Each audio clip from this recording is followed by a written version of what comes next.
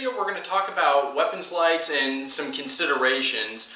Now, the first thing I want to talk about is just carrying a weapons light adds a little more responsibility on the shooter. I don't believe that just slapping a weapon light on your carry pistol or home defense pistol is really good enough. You really do need to get training on how to utilize it, how to use it against somebody, getting proper PID and stuff like that, the advantages, disadvantages of certain tactics and stuff like that, the type of lumens you need to get, the type of construction like incandescent versus LED. There's a lot that you can learn that'll help you out in utilizing your pistol with a weapon-mounted light. Now, we'll talk about rifles a little bit later in another video, but this is about pistol-mounted lights for carry or home defense. Now, just to cover home defense, it's actually pretty simple. It's a good idea to actually have a light for proper identification, but there's also tactics as well, like flipping on the light switch. They're going to probably know somebody's home, and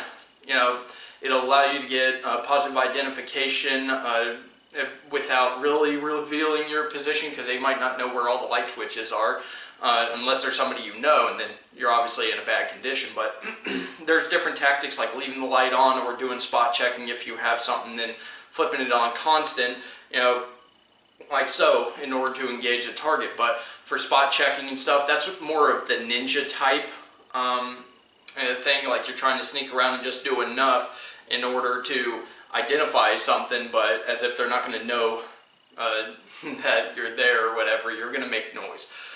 There's certain things that you can learn from force-on-force training, low light shooting training and stuff like that. Good knowledge that can actually be passed around, but I think for home defense it's a good idea to actually have a weapon-mounted light. I don't disagree with that. However, when carrying, I did a video about handheld lights and stuff like that, how it's a little more versatile, but it comes with drawbacks. I don't recommend a handheld light in a home.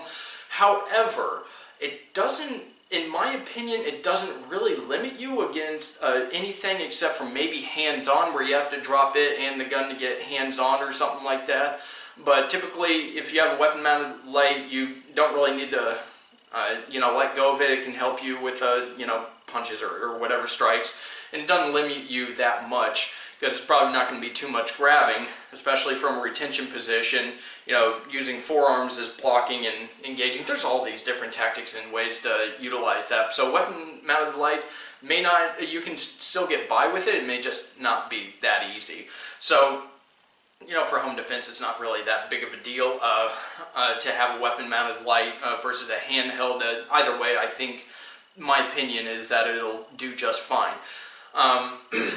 So the biggest thing that comes into play for an EDC weapon-mounted light is a lot of times you want to actually have something that allows you to shoot without having to use just one hand. You want to have a two-handed grip, be able to get good accurate shots on target. In the last video I talked about getting good at one-handed shooting, because a lot of people, one of the biggest arguments for weapon-mounted lights, like pistol-mounted lights, is actually the ability to actually handle people or objects or something like that, stabilizing yourself, holding on to something, opening doors and stuff like that, without being able to sacrifice your ability to scan and stuff like that. And that is actually legitimate.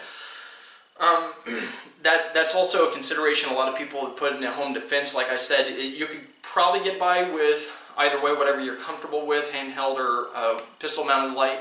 This would obviously be a little easier, but I don't really hold the whole idea of going and getting a kid and then going back into your bedroom being a good idea, or leading them along or whatever. If they're in a room, you use that as your strong point. That's just a lot of the misconceptions a lot of people have, that they need to move their children out or whatever, or they need to handle their children. If you have a handheld light, you can still do that, with your fist, just using your forearm, like, hey, come on over here, Billy, and, whatever. But a weapon-mounted light obviously makes things a little bit easier if you're carrying every day, but again, with handheld lights, you want to have that for positive identification before you pull out the pistol. But if you immediately identify a threat, there's been a couple schools of thought. Number one, dropping that light and just pulling out your pistol, activating your weapon-mounted light You might temporarily lose positive identification, but maybe if you flash the light in their eyes, you temporarily blind them. You give yourself that split second to draw and then transfer to a weapon-mounted light, something like that. The school of thought that I go with is you already have a light, you already have the blind. It's not going to require you to do anything like flipping a switch up, taking that precious time that you're going to have, that little bit of time that you're going to have to basically respawn. So you can have the light on them and immediately switch to a Harry's or shoot one-handed. Most of them are pretty close range engagements if distance allows. Obviously, pocket that handheld, draw, and use your LED. That goes into techniques, which I'll cover in a separate video. But these are just some considerations, pros and cons and stuff like that. Things that I would recommend that you think about before just throwing a weapon-mounted light on your pistol and calling it good without having a handheld light, or even if you have both. Again, going through training, getting force-on-force experience and stuff like that, practicing and stuff like that, practicing one-handed shooting. I think before you get a weapon-mounted light, you should already be good at one-handed shooting anyways, because that's one of the benefits, is freeing up this hand and actually being able to get a two-handed grip. A lot of different things that people like about having a weapon-mounted light. But usually the example is like police. Typically they have handheld lights as well, because they're not going to draw their pistol just to have light. They're going to sit there and have stuff to scan around, do administrative stuff, identify the scene and stuff like that. So that's not really a good example. Just because police have weapon-mounted lights, that it means that that's all you need. So anyways, just these little considerations I wanted to go ahead and pass on before I started getting into techniques with these individual pieces of gear. And I'm going to discuss gear and some stuff that I've learned and what might help you out. But I can't tell you what's going to work for you. You actually will have to go through your own process of vetting and practicing and searching for gear that works, maybe just at the store or something like that, going through some little physical scenarios or whatever.